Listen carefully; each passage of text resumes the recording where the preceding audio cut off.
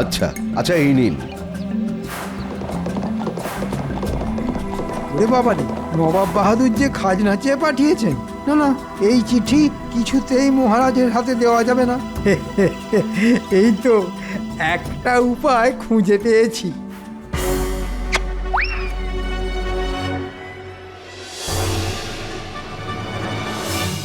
এ কি মন্ত্রীমশাই নবাব বাহাদুরের চিঠি ছিঁড়ে ফেললেন? এ কি নবাব বাহাদুর যে আজকের মধ্যেই খাজনা চেয়ে পাঠিয়েছেন? বেটা মন্ত্রীটা নিশ্চয়ই মনে মনে কোনো ফন্দি এঁটেছে। না না, মন্ত্রীকে একটু চোখে চোখে রাখতে হবে দেখছি। আগে রাজকোষের চাবিটা নিতে এলাম মহারাজ। কেন কেন, রাজকোষের চাবি নিয়ে তুমি কি করবে? আগে নবাব বাহাদুরকে খাজনা দেওয়ার সময় তো প্রায় চলে এলো, তাই মোহরগুলো গুনে রাখতাম মহারাজ। না না না না, এবার খাজনা দিতে আমার একটু দেরি হবে। রাজকোষে বেশি মোহর নেই তো। সব যদি খাজনা হিসেবে নবাব বাহাদুরকে দিয়ে দিই, তাহলে বাকি মাসটা চলবে কেমন করে শুনি? এই রে, এবার কি হবে? আপনি মিছি মিছি চিন্তা করছেন মহারাজ, আমি তো আছি। প্রজাদের কাছ থেকে অগ্রিম খাজনা তুলে আনবো আমি। একদম নয়, রাজ্যের গরিব প্রজাদের ওপর জুলুমবাজি আমি একেবারেই সহ্য করব না। আমি নিজে নবাব বাহাদুরকে অনুরোধ করব খাজনা দেওয়ার সময়সীমা পিছিয়ে দেওয়ার জন্য, কিন্তু প্রজাদের কাছ থেকে আমি অগ্রিম খাজনা কোনোদিনও চাইব না। সে আপনি যা ভালো বুঝবেন তাই করবেন মহারাজ, কিন্তু আমাকে আপাতত রাজকোষের চাবিটা তো দিন। কেন, খাজনা যখন পরে দেব বললাম, তারপরেও রাজকোষের চাবি নিয়ে কি হবে শুনি? মানে এমনি মহারাজ, অনেকদিন রাজকোষ খোলা হয়নি তো, যদি তালায় জং পড়ে যায় তখন কি হবে? তালায় তেল ঢেলে দেব তাও ভালো, কিন্তু রাজকোষের চাবি আমি তোমাকে দেব না। হ্যাঁ, আচ্ছা মহারাজ। মন্ত্রী ভাবে আমি কিছুই বুঝি না। ওরে, আমি সব বুঝি। না, আমার উপর মহারাজের বিশ্বাস দিন দিন উঠে যাচ্ছে। এইভাবে চলতে থাকলে মহারাজ আমাকে আর কোনো দিন রাজকোষের চাবি দেবেন না। তখন আমাকে শুধু ওই বেতনের পয়সায় সংসার চালাতে হবে। সেটা কি করে হয়? রোজ যেমন সূর্য ওঠে দিন রাত হয়, তেমনই মন্ত্রী চুরি করে, এটাই চিরন্তন সত্য। এবার কিছু একটা করে আমাকে মহারাজের মন জয় করতেই হবে, তাহলে এই কেল্লা ফতে। এই দেখ না, এক ঢিলেই ওই পাকা আমটা আমি পেড়ে দেবো। ওরকম মনে হয়, আগে পেড়ে দেখা, তারপর তোর কথা বিশ্বাস করব।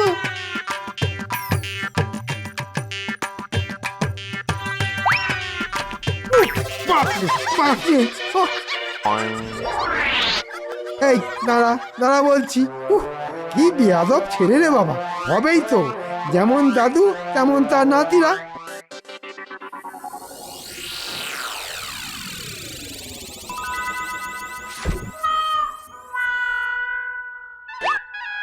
এই তো পেয়েছি।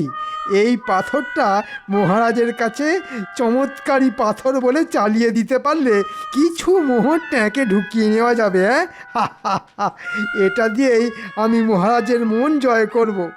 যাই, এখনই একবার রাজবাড়ির দিকে যাই।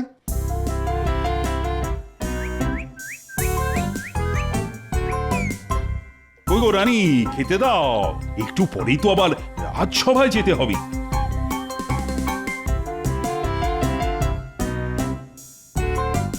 কি আজও ভাত ডাল আর কুমড়োর ঘ্যাঁট?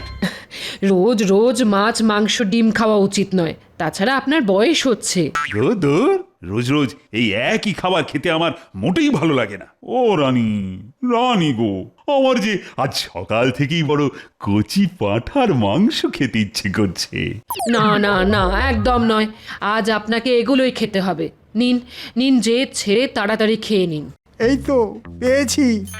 মহারাজের আজ সকাল থেকে কচি পাঁঠার মাংস খেতে ইচ্ছে করছে।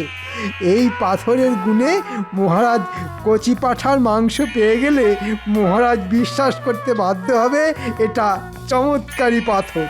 এখনই এই পাথরটা মহারাজের হাতে তুলে দেওয়া ঠিক হবে না। যাই, আগে গিয়ে একটা কচি পাঁঠার ব্যবস্থা করি, তারপর রাজসভায় সবার সামনে আমি এই পাথরটা মহারাজকে দেব।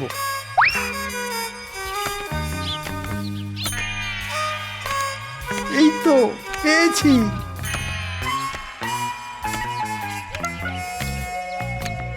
এই যে পুঁটির বাবা, তোমার নামে একটা অভিযোগ আছে। হ্যাঁ, কি অভিযোগ মন্ত্রীমশাই? এই মাসের খাজনা তুমি এখনো জমা করনি, তাই মহারাজ তোমার উপর রেগে আছেন।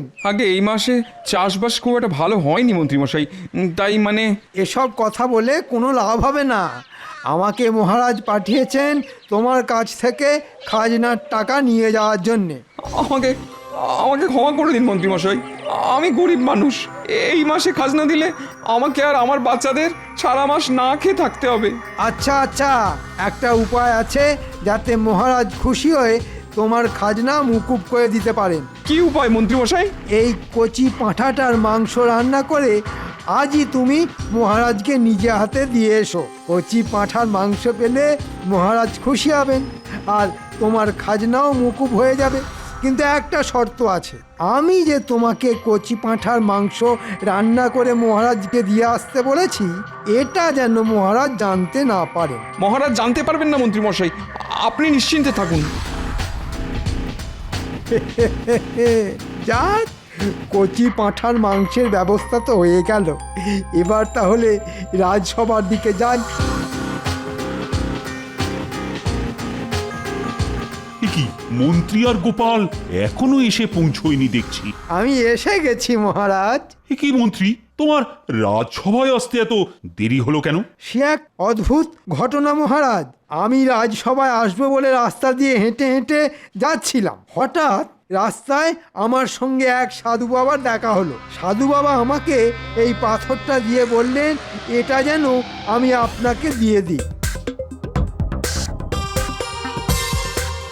এটা আবার কি? এটা যেসে পাথর নয় মহারাজ, এটা চমৎকারী পাথর। সাধু বাবা বললেন, এটা হাতে রেখে চোখ বন্ধ করে আপনি যা চাইবেন তাই পাবেন। তাই নাকি? তাহলে তো একবার পরীক্ষা করেই দেখতে হচ্ছে। এই চমৎকারী পাথর, আমার বড় কচি পাঁঠার মাংস খেতে ইচ্ছে করছে। তুমি যদি সত্যি সত্যি চমৎকারী পাথর হয়ে থাকো, তাহলে আমার জন্যে কচি পাঁঠার মাংসের ব্যবস্থা করে দাও।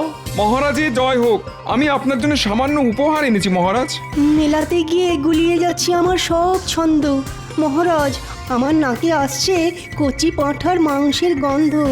সত্যি তো, সভাকবি একদম ঠিক বলেছে। তুমি আমার জন্যে কি উপহার নিয়ে এসেছো শুনি? আগে কচি পাঁঠার মাংস রান্না করে নিয়ে এসেছি মহারাজ। দেখেছেন মহারাজ, বলেছিলাম না? হ্যাঁ, জয় চমৎকারী পাথরের জয়। জয় চমৎকারী পাথরের জয়। আজ রাজসভায় গিয়ে মহারাজের কাছ থেকে 7 দিনের ছুটি চেয়ে নেব। মহারাজ যদি ছুটি দিতে না চান, তাহলে মহারাজের পা ধরে লুটিয়ে পড়ে হাত জড়ো করে যে করেই হোক 7 দিনের ছুটি আমি আদায় করেই ছাড়ব। কি ব্যাপার ভাই, তুমি এই 7 সকালে রাজবাড়িতে কি করতে এসেছিলে শুনি?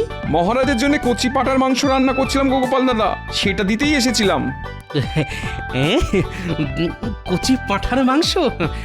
তা সেটা কি শুধু মহারাজের জন্যই রান্না করেছো? না না, তোমার জন্যও আছে গোপাল দাদা। আমি পুঁটির হাত দিয়ে তোমার বাড়িতে কচি পাঁঠার মাংস পাঠিয়ে দেবো। শোনো শোনো, বাড়িতে গিন্নি নেই বুঝলে, গিন্নি বাপের বাড়ি গেছে, তাই পুঁটিকে দিয়ে আমার বাড়িতে মাংস পাঠাতে হবে না। আমি নিজে তোমার বাড়িতে গিয়ে খেয়ে আসবো, কেমন? এবার আমি রাজসভায় যাই।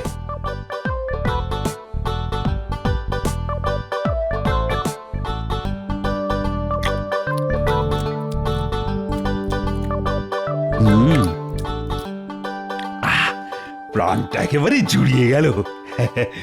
সব হয়েছে এই চমৎকারী পাথরের জন্য। কি হয়েছে মহারাজ? আরে গোপাল যে, এসো এসো এসো। চমৎকার হয়েছে গোপাল, চমৎকার হয়েছে। এবার গোপালকে পথ থেকে সরাতে পারলেই আমার রাস্তা পরিষ্কার। মহারাজ, গোপালকে এসব বলে লাভ নেই। গোপাল কিছুই বিশ্বাস করবে না। না না না না, বিশ্বাস তো করতেই হবে। একটু আগেই বিশ্বাস করার মতন একটা কাণ্ড ঘটে গেছে যে। মহারাজ ঠিক বলেছেন গোপাল। একটু আগে মহারাজ হাতে চমৎকারী পাথর নিয়ে কচি পাঁঠার মাংস খাওয়ার ইচ্ছে প্রকাশ করেছিলেন। তারপর তারপর আর কি, একজন প্রজা এসে মহারাজকে কচি পাঁঠার মাংস দিয়ে গেলেন। সব হয়েছে এই চমৎকারী পাথরের জন্য। আর আমাকে এই পাথরটা দিয়েছে মন্ত্রী। আগে ওসব পাথরের জোরে হয়নি মহারাজ, হওয়ার ছিল তাই হয়েছে। মানে কি বলতে চাইছো গোপাল? অন্ধবিশ্বাস ভালো নয় মহারাজ, এটাই বলতে চাইছিলাম। দেখেছেন মহারাজ, গোপাল কেমন চমৎকারী পাথরের বদনাম করছে। গোপাল, তুমি আমার চমৎকারী পাথরের বদনাম করেছো, আমি কিন্তু তোমাকে ছাড়বো না। ছাড়া ধরা সব আপনার হাতে মহারাজ, আমি শুধু সত্যিটা বললাম।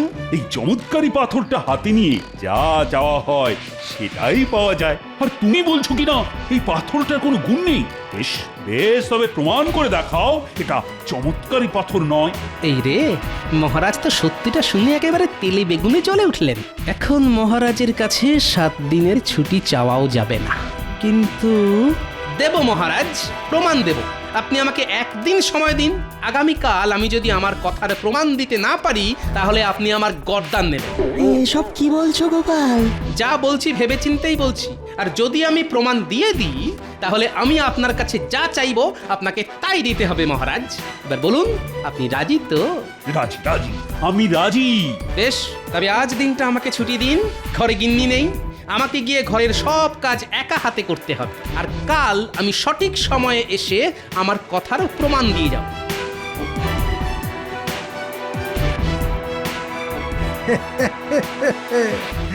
গোপাল কিভাবে প্রমাণ দেয় দেখবো শুধু।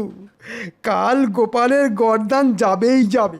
গোপালকে নিয়ে না আর পারা গেল না। ওদিকে আবার নবাব বাহাদুর খাজনা পাওয়ার জন্য হাত পেতে বসে আছে।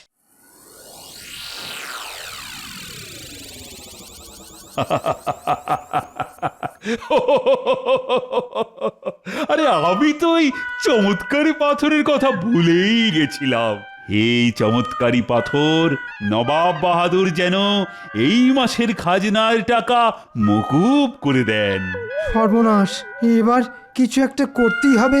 মহারাজের ইচ্ছে পূরণ না হলে কাল গোপালের নয়, আমার গর্দান যাবে।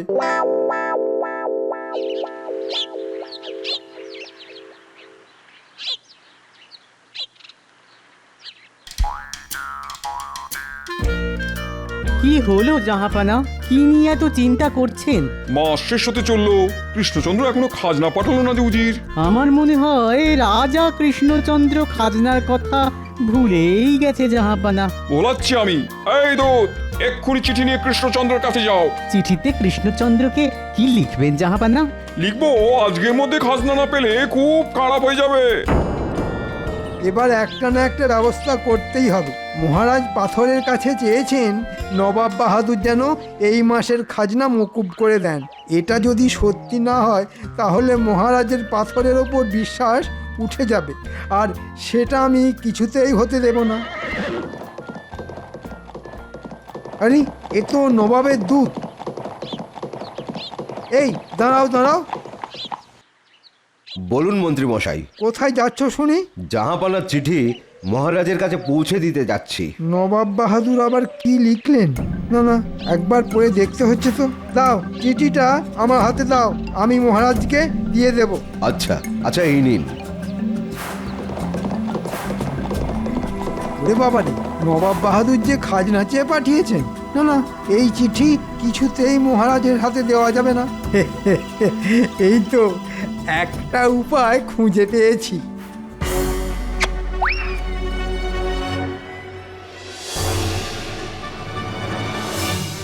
কি মন্ত্রীমশাই নবাব বাহাদুরের চিঠি ছিঁড়ে ফেললেন?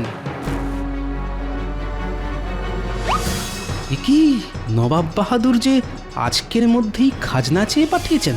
বেটা মন্ত্রীটা নিশ্চয়ই মনে মনে কোনো ফন্দি এঁটেছে। না না, মন্ত্রীকে একটু চোখে চোখে রাখতে হবে দেখছি।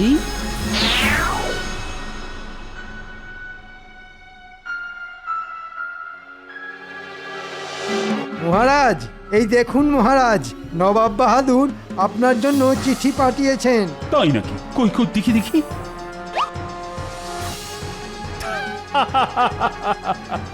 জানতাম আমি ঠিক জানতাম এরকম কিছু একটা ঘটবে।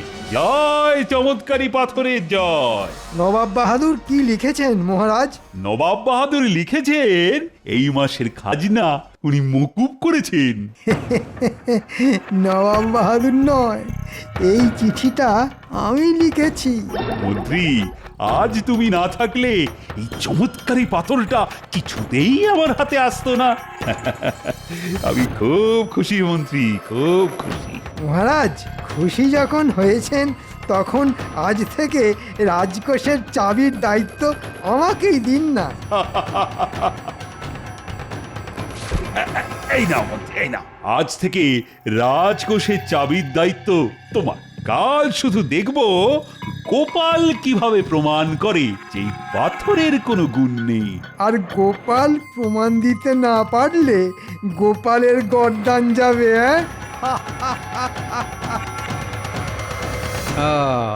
এইবার বুঝেছি মহারাজকে পাথর দেওয়া থেকে শুরু করে নবাব বাহাদুরের চিঠি সব এই শয়তান মন্ত্রীর কারসাজি। কিন্তু কচি পাঁঠার মাংস, যাই একবার পুঁটির বাবার কাছে যাই।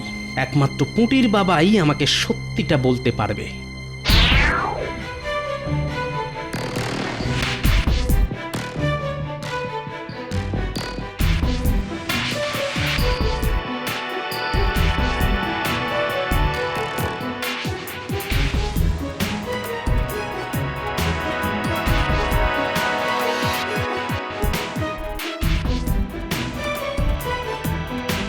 পুটির বাবা বাড়ি আছে নাকি? গোপাল দাদা যে, এসো এসো এসো। আচ্ছা শোনো ভাই, আজকে হঠাৎ তুমি পাঁঠার মাংস কেন রাঁধলে বলো তো? আর বলো না গোপাল দাদা, সব ওই খাজনা মুকুব করার জন্যে। আজ সকালে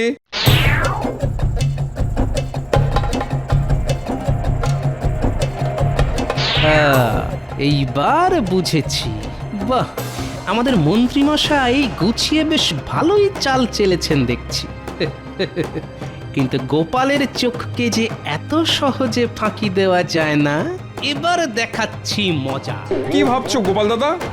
কিছু না কিছু না, আমার বড় খিদে পেয়েছে। চলো এবার আমি কবজি ডুবিয়ে পাঁঠার মাংস খাবো। কৃষ্ণচন্দ্রের এত বড় সাহস, আমার চিঠি পেয়েও খাজনা দেয় না। এই উজির, এক্ষুনি ঘোড়া বার করো, আমি কৃষ্ণনগরে যেতে চাই। চলুন জাহাপানা।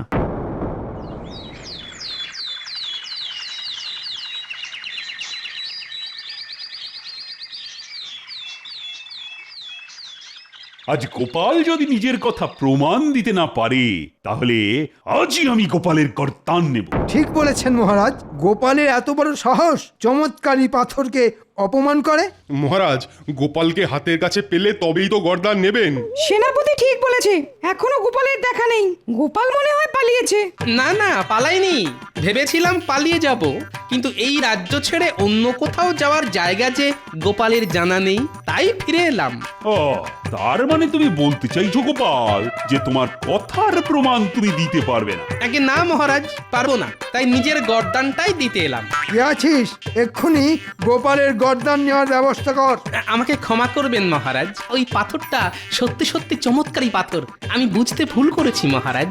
তুমি একটু দেরিতে বুঝেছো গোপাল, আর গর্দান নেওয়ার কথা তুমি নিজের মুখেই বলেছিলে। আগে গর্দান নেওয়ার আগে আমার একটা শেষ ইচ্ছে আছে মহারাজ। কি ইচ্ছে? চটপট করে বলে ফেলো শুনি। আমি একটিবার ওই চমৎকারী পাথরটা হাতে নিয়ে দেখতে চাই মহারাজ। যে পাথরের জন্য গোপাল ভাঁড়ের গর্দান যাবে, সেই পাথরটা একবার ছুঁয়ে না দেখলে যে আমার জীবন অসম্পূর্ণ থেকে যাবে মহারাজ। দয়া করে আমাকে ফিরিয়ে দেবেন না। কি আবার এমন? এই না, এই না। হে চমৎকারী পাথর, মহারাজ যেন আমাকে ক্ষমা করে দেন আর আমার গর্দান নেওয়ার কথা ভুলে যান। হে চমৎকারী পাথর, তুমি আমাকে এক্ষুনি কৃষ্ণনগরের রাজা করে দাও, মহারাজকে ফকির করে দাও। এসব কি হচ্ছে শুনি গোপাল? আগে চমৎকারী পাথরের কাছে নিজের ইচ্ছে প্রকাশ করছি মহারাজ। পাথরটা যদি সত্যি চমৎকারী পাথর হয়ে থাকে, তাহলে আমার ইচ্ছে পূরণ হবে। গোপাল, তুমি এখনো এই পাথরটাকে সন্দেহ করছো? আমি তোমার গর্দান নেবই নেব। কিছুতেই ছাড়বো না। কেন মহারাজ? আমি যে আমার কথার প্রমাণ দিয়ে দিলাম। তুমি কি বলতে চাইছো গোপাল? কিছুই বুঝতে পারছি না। এ তো জলের মতন সোজা। আমি পাথরের কাছে নিজের ইচ্ছে প্রকাশ করলাম। আমার ইচ্ছে যদি পূরণ হয় তাহলে আমার গর্দান অক্ষত থাকবে, কিন্তু আমার ইচ্ছে শুনে মহারাজের আমার গর্দান নেওয়ার ইচ্ছে আরো বেড়ে গেল। আমি রাজা হতে চাইলাম, রাজা হলাম না। আপনি যাতে ফকির হয়ে যান সেটাও চাইলাম, কিন্তু আপনি ফকির হলেন না। আর এর থেকেই প্রমাণ হলো পাথরটা আসলে চমৎকারী পাথর নয়। হ্যাঁ, কিন্তু আমার সব ইচ্ছে যে সব সাজানো মহারাজ। মন্ত্রী মশাই পুঁটির বাবার কাছে গিয়ে খাজনার ভয় দেখিয়ে পাঁঠার মাংস রান্না করিয়ে আপনাকে দিয়ে যেতে বলেছিল মহারাজ। আর নবাবের চিঠি। আমি তোমাকে ছাড়বো না কৃষ্ণচন্দ্র।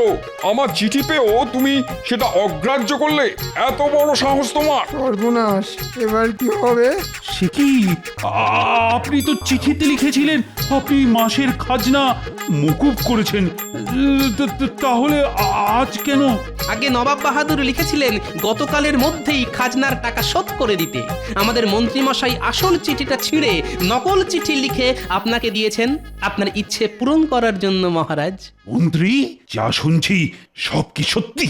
ভুল হয়ে গেছে মহারাজ, আর হবে না। ও, সব ওই মন্ত্রীর কারসাজি। উজির, এক্ষুনি মন্ত্রীকে ধরে 100 চাবুক লাগাও। আমি তোমাকে ছাড়বো না মন্ত্রী। তুমি আমাকে বোকা বানিয়েছো। আজ আজ তোমার একদিন কি আমার একদিন। প্রহরী! ওরে বাবা, ডাঙায় বাঘ আর জলে কুমির। দাঁড়াও বলছি, দাঁড়াও, দাঁড়াও বলছি। গোপাল, গোপাল, আজ তুমি না থাকলে আমি সত্যি সত্যি বিশ্বাস করে নিতাম এটা চমৎকারী পাথর। আমার চোখ খুলে দেওয়ার জন্য ধন্যবাদ গোপাল। বলো বলো বলো, তোমার কি চাই? বেশি কিছু নয় মহারাজ। যতদিন না গিন্নি বাপের বাড়ি থেকে ফিরছেন ততদিন রাজবাড়িতে থাকতে দিলেই হবে, আর সঙ্গে দুবেলা খাবার। বেশ বেশ, তাই হবে তাই হবে।